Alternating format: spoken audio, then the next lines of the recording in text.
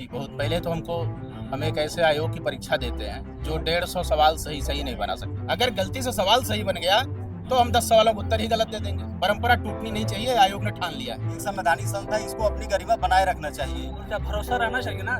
भरोसा होगा कैसे जब तक संवाद होगा नहीं। मतलब जो ऑफिसर अंदर बैठे हुए हैं, क्या वो इतने बड़े हैं कि वो एक स्टूडेंट से बातचीत नहीं कर सकते?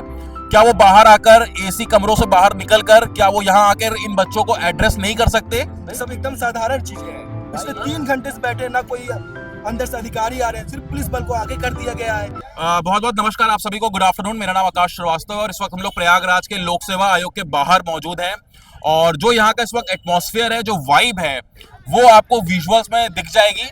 मैं शब्दों में उसे नहीं बयां कर पाऊंगा क्योंकि बहुत ही ज्यादा एनर्जेटिक यहाँ पे इस वक्त वाइब है, एटमॉस्फेयर है। बहुत सारे स्टूडेंट हैं यहाँ पर।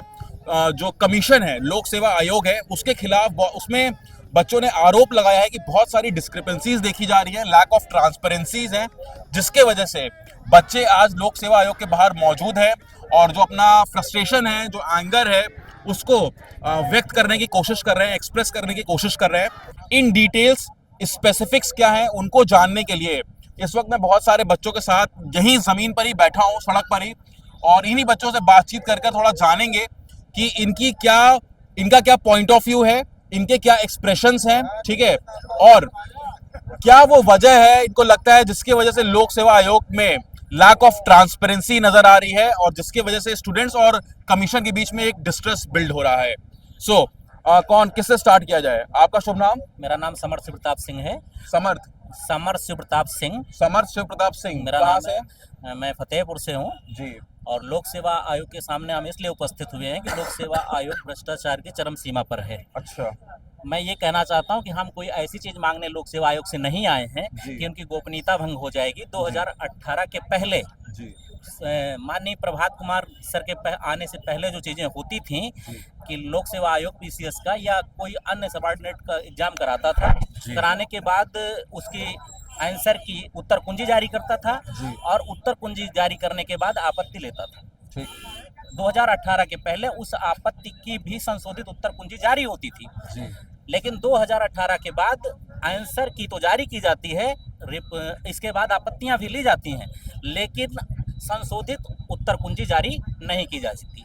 इसके बाद होता है रिजल्ट आता है और रिजल्ट आने के बाद कट ऑफ क्या गया है, कितनी मेरिट गई है, कैटेगरी मेरिट क्या है, स्पेशल सीटों की लिस्ट क्या है, कुछ जारी नहीं किया जाता। और ये तब जारी किया जाता है जब संपूर्ण सिलेक्शन होने के बाद 2-3-4 महीने बाद, यानी 3-4 साल बाद की बात।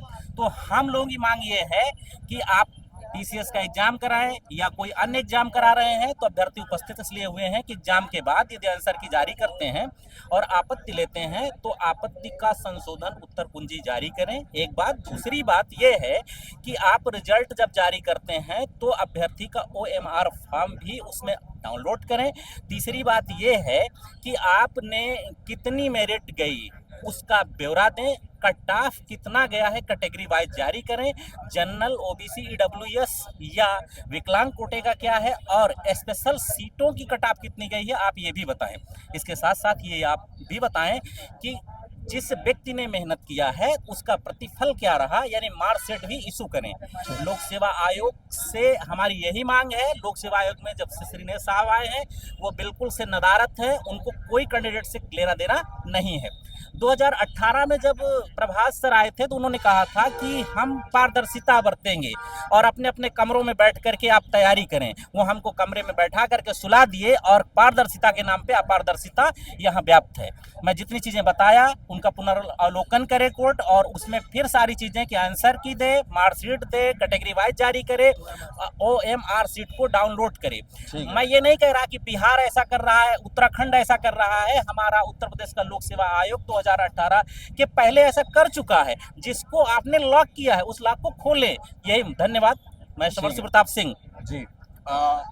भाई पैर तो नहीं दर्द हो रहा अभी आपका? भैया आप बोलेंगे कुछ? हाँ चलिए स्टार्ट करिए।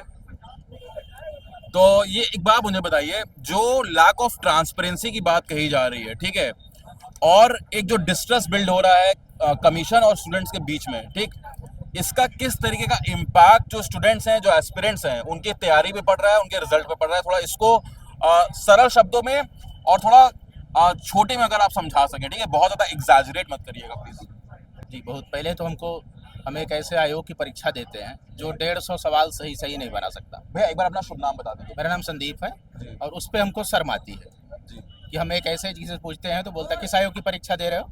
हम बोलें कि एक ऐसे आयोग की परीक्षा देते हैं जो 150 सवाल सही सही नहीं बना सकता। और ऐसा हो रहा है, हमसे सवाल नहीं सही दिए जा रहे हैं। बिल्कुल उसी सवाल ना सही होने का तो फिर उसके बाद बाकी सारे मुद्दे तो उसके बाद हैं। अच्छा। अगर आप वो 150 सवाल सही बना दें तो सबकी जो एमआर है वो सही चेक हो जाए, रिजल्ट सही आ जाएगा, आप कट ऑफ दे ले जाएंगे।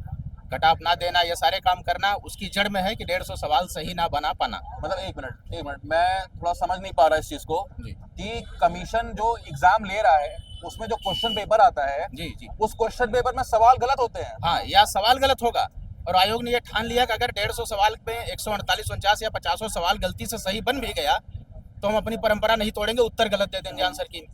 अगर गलती से सवाल सही बन गया तो हम 10 सवालों को उत्तर ही गलत दे देंगे। परंपरा टूटनी नहीं चाहिए, आयोग ने ठान लिया है। और क्या भरोसा रहना चाहिए ना।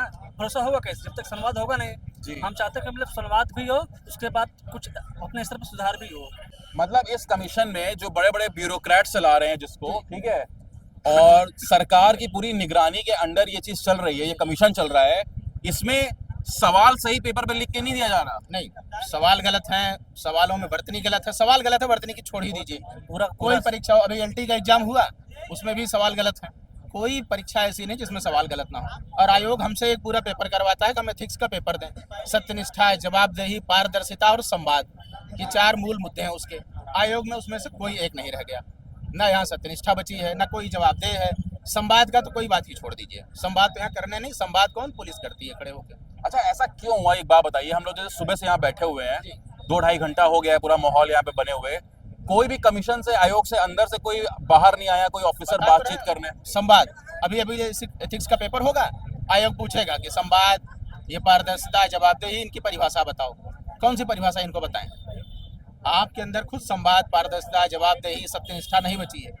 हमसे उम्मीद करते हैं। हम यहाँ किस लिए बैठे हैं? इसीलिए बैठे हैं ना, 150 सवाल सही बना दीजिए। हमारा रिजल्ट दिया आयोग ने, हम पास हुए या फेल हुए। आयोग को इतना तो पता ही होगा ना कि हम कितना नंबर पाए, हमने 150 सवाल में कितने अटेम्प्ट किए, कितने सही हुए, कितने गलत हुए, ओवरऑल हमारे कितने नंबर हुए, ये तो आयोग को पता होगा। अभी 25 का प्री हुआ, रिजल्ट आया।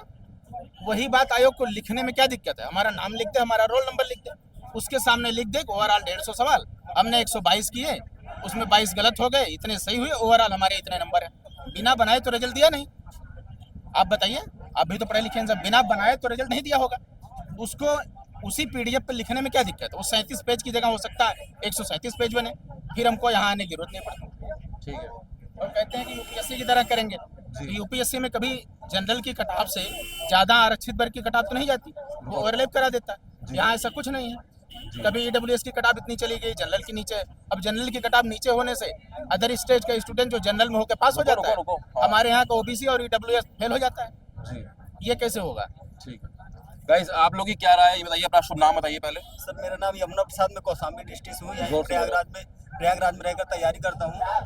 सर, हमारी प्रमुख मांग यही है कि जिस दिन से प्रीलिम्स का एग्जाम होगा उस दिन से 15 दिन के अंदर आयोग को कट ऑफ जारी कर देना चाहिए कि कौन कितना नंबर पाया है। सबसे प्रमुख मांग तो सर यही है। दूसरी बात सर, आयोग संविधान में इसका 315 से लेकर 320 तक में शायद इसका उल्लेख है। ये एक संवैधानिक संस्था है, ये कोई वैसे गैर मतलब असंवैधानिक संस्था नहीं है कि कुछ भी मनमाना चलाएगा। ये एक संवैधानिक संस्था है, इसको अपनी गरिमा बनाए रखना चाहिए और इसको समय पर मतलब छात्रों से आयोग वो करना चाहिए, बात करनी चाहिए।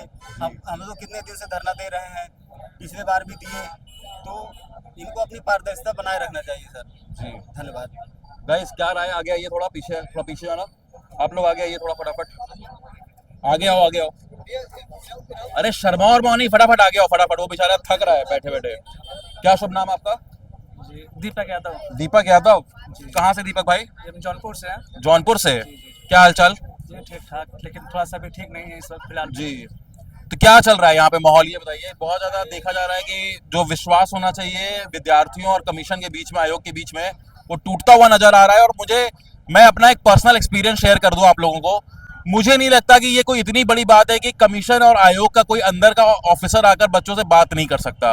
आपने बीच में पुलिस को लगा दिया है, ठीक है, पुलिस बीच बीच में अपना बल भी प्रयोग कर रही है, लेकिन एक जो लैक ऑफ कम्युनिकेशन है, ठीक है, जो संवाद होता है, एक बायलैटरल कम्युनिकेशन होता है, वो बहुत ही ज्यादा मतलब यहाँ पे नदारद है, एकदम वो मिसिंग है। मुझे नहीं पता उसका रीजन क्या है। मतलब जो ऑफिसर अंदर बैठे हुए हैं, क्या वो इतने बड़े हैं कि वो एक स्टूडेंट से बातचीत नहीं कर सकते? क्या वो बाहर आकर एसी कमरों से बाहर निकलकर क्या वो यहाँ आकर इन बच्चों को एड्रेस नहीं कर सकते? ये सब एकदम साधारण चीजें हैं। पिछले 3 घंटे से बैठे, ना कोई अंदर से अधिकारी आ रहे हैं, सिर्फ पुलिस बल को आगे कर दिया गया है। कि क्या आपकी प्रॉब्लम है, हम उसको सुधारेंगे, या अगर कोई गलती हुई है तो मान लीजिए कि हाँ आपसे कोई गलती हुई है, उसको आप सुधारेंगे। यार ये बच्चे भी तो इसी देश के हैं ना, ये भी तो टैक्स पे कर रहे हैं अपने अपने तरीके से, ये भी आगे चल के आपकी जगह लेंगे, आप भी इन्हीं एग्जाम्स को पास कर कर शायद आप वहां तक पहुंचे हैं। ठीक, मुझे मैं इतना पढ़ा लिखा तो नहीं होगी, मुझे पता हो, बट स्टिल इतना तो मैं अंदाजा लगा सकता हूँ कि वो लोग भी एग्जाम्स देकर ही वहां तक पहुंचे हैं, है ना? जी। आप भी कभी एस्पिरेंट रहे ही होंगे, तो क्या राय है आपकी? जी, हमारी राय कि वो आकर हमसे संवाद करें, ठीक है। जी। हमारी उनसे भी नहीं, सरकार से भी गुजारिश है कि बच्चों को जी, सुने जी। और बच्चों को मतलब कि सीरियस लिया जाए, क्योंकि बातें तो होती हैं, मतलब संवाद किया जाए, क्योंकि बिना संवाद कुछ सुधार थोड़ी ना होगा, है कि नहीं? भाई जो मैं- हमारी समस्या है कि भाई कटाव जारी किया जाए। जी। भाई हम लोग इतना पढ़ने के बावजूद विश्लेषण क्यों नहीं पा रहे हैं, है कि नहीं? भाई आप सीखिए ना लोकसभा आयोग बिहार से, भाई राजस्थान से सीखिए, आप उत्तराखंड से सीखिए ना, है कि नहीं? भाई हम चाहते हैं भाई हमारा OMR शीट जारी कीजिए, हमारा कट ऑफ मार दीजिए, और जितना नंबर हम पाए जानने का हमारा अधिकार है कि नहीं भैया? बिल्कुल बिल्कुल। और बात सिर्फ कमीशन तक नहीं है, जो यहाँ के सांसद हैं, जो विधायक हैं, जो लीडर्स भी हैं, आए। उनको भी आ जाना चाहिए। इतनी कोई बड़ी बात नहीं है, आप इतने सारे विद्यार्थी हैं, उनकी बात सुनिए, उसका जो एक जो डोजियर है या जो भी है ऑफिशियल लेटर, वो ले जाकर आप अपने रिप्रेजेंटेटिव्स को ऊपर गवर्नमेंट में दिखाइए कि इलाहाबाद में जो स्टूडेंट्स हैं, इन लोगों की ये प्रॉब्लम है, इसको सॉल्व किया जाए। जब आप यहाँ पे होंगे ही नहीं तो वो लैक ऑफ कम्युनिकेशन बिल्ड रहेगा और फिर वो डिस्ट्रेस में कन्वर्ट हो जाता है कि बच्चों को कमीशन पर, एडमिनिस्ट्रेशन पर किसी भी तरीके से भरोसा ही नहीं होगा, फिर बात आगे बढ़ ही नहीं पाएगी, सॉल्यूशन मिल ही नहीं पाएगा, जी, और है ना? और क्या भरोसा रहना चाहिए ना, भरोसा होगा कैसे जब तक संवाद होगा नहीं। जी। हम चाहते हैं कि मतलब संवाद भी हो, उसके बाद कुछ अपने स्तर पर सुधार भी हो, क्योंकि देखिए सुधार आवश्यक है, क्योंकि अगर अच्छे लोग जाएंगे तभी तो सिस्टम अच्छा होगा। मतलब कि 3 घंटे से बैठे, कम से कम आकर उन्हें हम लोगों को आश्वासन देना चाहिए, हमारी बातें सुनना चाहिए। उनको हमने क्या उनसे मांग किया है? क्या हमने उनसे कोई बड़ी चीज़ मांग लिया है? क्या ऐसा नहीं हो सकता कि हमारे आंसर की के साथ हमारे OMR शीट दे, कट ऑफ बताए पहले एग्जाम से? ऐसा क्यों नहीं हो सकता है? ये सब एकदम साधारण चीजें हैं। पिछले 3 घंटे से बैठे, ना कोई अंदर से अधिकारी आ रहे हैं, सिर्फ पुलिस बल को आगे कर दिया गया है। हमें डराया धमकाया जा रहा है कि हटो उठो खाली करो। ऐसा क्यों? हम कोई गुंडे मवाली थोड़ी ना है, हम आपके देश के छात्र हैं, हम आपके देश के नागरिक हैं। क्या हमने ऐसा कोई चीज़ थोड़ी ना मांग लिया है कि आप हमें पूरा नहीं कर सकते हैं? हमारी मांगे सुनिए आप, हमसे ही आप हैं, आपसे हम नहीं हैं, हम हैं तो आप हैं। और सर हमारा जानने का क्या अधिकार नहीं है कि हम फेल क्यों हुए? शर्म आनी चाहिए उन ऑफिसर्स को, literally it's an absolute shame and it's a matter of concern for those officers who are still sitting inside this office only, कि आपको पता है कि आपके ही ऑफिस के बाहर इतने सारे स्टूडेंट्स यहाँ पर एक कंसर्न रेस कर रहे हैं। आपके अंदर इतना एक ह्यूमैनिटी होनी चाहिए, इतना एक मतलब आपके अंदर सेंसिटिविटी होनी चाहिए कि आप खुद बाहर आकर अकाउंटेबिलिटी लें, जवाबदेही करें और इन बच्चों को एड्रेस करें। लेकिन आपने सामने पुलिस को लगाया हुआ है, और ताकि पुलिस मतलब लेकर जाएगी इनका कंसर्न एक कागज पर, वो आपको दिखाएगी और आप इसी कमरे में उसको समझेंगे। लेकिन आपके अंदर इतनी समझ नहीं है कि आप बाहर आकर इन बच्चों की बातें सुन सकें और इन बच्चों को एड्रेस कर सकें। This is absolute shame and you should be embarrassed with such an act, because you're a public servant and nothing else, okay? And these students deserve accountability from you, they deserve answers from you, but you guys are hiding yourself, hiding your face inside these offices. ठीक बात है? जी sir, एकदम जरूरी जी sir, है ना? जी जी जी जी। और माननीय योगी आदित्यनाथ जी को भी, जो मुख्यमंत्री हैं या जो एजुकेशन मिनिस्टर हैं उत्तर प्रदेश के, कौन है भाई? मुझे तो नहीं पता इस वक्त कौन है इस वक्त यूपी के एजुकेशन मिनिस्टर। किसी को पता है क्या भाई? किसी को भी नहीं पता कि यूपी का एजुकेशन मिनिस्टर कौन है। थोड़ा तो मिनिस्टर का कोई काम ही काम ही नहीं है तो क्या पता रहे? सारे मिनिस्टर गायब हैं, किसी को कुछ मालूम नहीं है। लोकतांत्रिक संस्थान है, संवैधानिक संस्थान है, लोकतंत्र है यहाँ हिंदुस्तान में, और ये संवैधानिक संस्थान है। और संवैधानिक लोकतांत्रिक संस्थान होने की वजह के बाद भी पुलिस यहाँ खड़े होकर हमको लाठी डंडा दिखा रही है, बैठने के लिए, दौड़ाने के लिए मजबूर कर रही है। यहाँ का कोई भी अधिकारी और चेयरमैन तक आकर के कभी मिलने की हमसे जरूरत नहीं करते, वो हमारी समस्याओं को जानने की कोशिश नहीं कर रहे। चेयरमैन बनाए गए हैं किसके लिए? अभ्यर्थी के लिए, और अभ्यर्थी से आप मुलाकात नहीं कर रहे हैं। लखनऊ में पड़े हैं, कभी आप लोग सेवा आयोग में नहीं आते हैं, कभी कॉन्फ्रेंस नहीं करते हैं, हमारी शिकायतें क्या हैं, हमारी मजबूरियां क्या हैं, हमारी पीड़ा क्या है, जानने की कोशिश आप नहीं कर रहे। आप सीधे सीधे तानाशाही कर रहे हैं। और राज्य सरकार को इसमें चाहिए, खास करके माननीय मुख्यमंत्री जी को इसमें हस्तक्षेप करना चाहिए और ये समझने की कोशिश करना चाहिए कि 2018 के पहले यहाँ क्या होता था। सारी चीजें ओपन थी, आप क्यों क्लोज करके रखे हैं? जब से प्रभात कुमार सर आए और श्रीनाथ साहब तो आके बिल्कुल से एक तरह से उसको क्लोज ही कर दिए। कुछ भी हम आपसे ओपन नहीं करेंगे। इतनी पारदर्शिता हो गई है कि पारदर्शिता का आलम यह है कि कुछ भी शेयर नहीं किया जाएगा। ना हमारे पास राइट है कि हम जान सकें, जानने का अधिकार ही हमारे नहीं, फंडामेंटल राइट ही नहीं हमारे पास कि हम कुछ मांग सके। जी देती है ना, गलत देती है। और दूसरा, बहुत सी इनमें अनियमितताएं हैं जो बस पेपर पे बोलते हैं मुंह से कि हम फॉलो करते हैं, लेकिन ये कुछ फॉलो नहीं करते यूपीएससी को। और दूसरा चीज़ है, क्वेश्चन तो हमेशा इनके गलत आते हैं और कुछ तो आंसर ऐसे गलत देते हैं जैसे मान लो एकदम इस मतलब सेंसस के क्वेश्चन गलत दे देते हैं। आरओ में दिए थे एकदम, जो बच्चा जानता होगा। अब एक लोक सेवा आयोग से तो हमें उम्मीद नहीं कर सकते, तो ये इनके पर इनकी मंशा क्या है क्वेश्चन गलत करने की, इस पे हमें जो है वो शंका होती है। जिससे कहते हैं हमें, इसीलिए यहाँ जो बच्ची कथा है कि ये लोग ट्रांसपेरेंट नहीं है, ट्रांसपेरेंसी का इशू है जिससे यहाँ पे लोग इकट्ठा हुए हैं। और दूसरा सबसे मेन मुद्दा है हमारा माइग्रेशन रिजर्वेशन को लेके। मैं ओबीसी कैटेगरी से बिलोंग करता हूँ, मेरे 123 मार्क्स हैं, लेकिन फिर भी मैंने क्वालिफाई नहीं किया है इस बार, क्योंकि हमें ये जो है अपनी कैटेगरी में फाइट करा रहे हैं और अनरिजर्व में नहीं डालते हैं हमारे छात्र को, ओबीसी जो कैटेगरी के छात्र हैं। तो इससे देखा जाए तो एक तरीके से जो है जनरल कैटेगरी को ही 50% रिजर्वेशन मिल रहा है, बाकी लोग 50% में ही फाइट कर रहे हैं। तो कहाँ का लोकतंत्र हमारे यहाँ? इसलिए जो पिछड़े वर्ग हैं, एजुकेशनल और क्वालिटेटिव क्वांटिटी बैकवर्ड हैं, उनको हम आगे बढ़ाएंगे, इसलिए रिजर्वेशन आया है, लेकिन उसको हम फॉलो ही नहीं कर रहा है लोक सेवा आयोग। इसलिए हम लोग यहाँ डटे हुए हैं और हम अपना हक लेके ही जाएंगे यहाँ से। दो चीजें भी, एक बात जो कैटेगरी वाली बताई इन्होंने, पहली बात तो ये समझना चाहिए कि जो क्वेश्चंस बना रहे हैं, क्वेश्चंस आप जानबूझ करके 15 से 20 गलत बना देते हैं। क्यों जानबूझ के? ऐसा क्यों लग रहा है आपको? जानबूझ करके इसलिए लग रहा है कि सारी किताबों में उस क्वेश्चंस का आंसर कुछ और है, आपने कुछ और देना शुरू कर दिया, क्वेश्चंस आप गलत बनाते हैं। यानी जो पेपर सेटर हैं वो इस तरह के तो नहीं है कि उनको जियोग्राफी, पर्यावरण या इतिहास की ऐसी जानकारी नहीं है जिस तरह के क्वेश्चंस बना रहे हैं। एक बात, दूसरी बात, वो क्वेश्चन सही भी बना दे रहे हैं। तो भैया एक उदाहरण देंगे? हाँ, मैं बिल्कुल बता रहा हूँ। जैसे उन्होंने पूछा, आरओ एग्जाम हुआ इसके पहले, उन्होंने एक सवाल पूछा कि भारत के किस राज्य का जनसंख्या घनत्व सबसे अधिक है? वो सबको मालूम है कि बिहार का है, ठीक है ना। तो इसके बाद उन्होंने उत्तर प्रदेश को मान लिया, आंसर में उत्तर प्रदेश को मान लिया। और ये मुझे मालूम है कि ये थोड़ी सी भी जानकारी रखने वाला व्यक्ति होगा तो उसको मालूम है कि किसका जनसंख्या घनत्व तो सबसे ज्यादा है, उत्तर प्रदेश तो नहीं है। लेकिन हमारे आयोग के जो पेपर सेटर हैं और आंसर के देने वाले हैं उन लोगों को नहीं मालूम। तो ये जानबूझ करके ऐसी हरकत करते हैं कि 10 से 20 क्वेश्चंस क्या करिए, इधर से उधर करिए, और फिर लोग इस संशय में रहें कि हो सकता है कि मेरे क्वेश्चंस वो गलत हो गए जिनके अंदर से मैं बाहर हुआ, और वो एक तरह से अपनी बात को ना मांग करके एक आवरण में बने रहें, खुल करके ना पाए। तो ये पहली बात, क्वेश्चंस बना करके गलत करते हैं। दूसरी बात, यदि क्वेश्चन सही भी बना दिए तो उसका आंसर देकर के गलत करते हैं। तीसरी बात, ये मांगते हैं कि आपत्ति है तो दीजिए, लेकिन आपत्ति को संशोधित करके आंसर की नहीं देते, जिससे हमें ये नहीं मालूम होता कि क्या आंसर इसका माना गया, क्या आंसर नहीं माना गया। जिसका हो गया वो सही, जिसका नहीं हुआ वो नहीं। एक बात और बताऊंगा, तो उन्होंने कैटेगरी की बात किया कि कैटेगरी में ही क्वालिफाई करा दे रहे हैं। तो जो अदर बैकवर्ड क्लास है उसकी कैटेगरी और जनरल कैटेगरी और ईडब्ल्यूएस की कैटेगरी में हम देखते हैं फर्क आ रहा है। जनरल में से 2-3 अंक ओबीसी की कैटेगरी के अंक ज़्यादा जा रहे हैं इसको क्वालिफाइंग करने के लिए। इससे बेनिफिट अदर स्टेट का हो रहा है।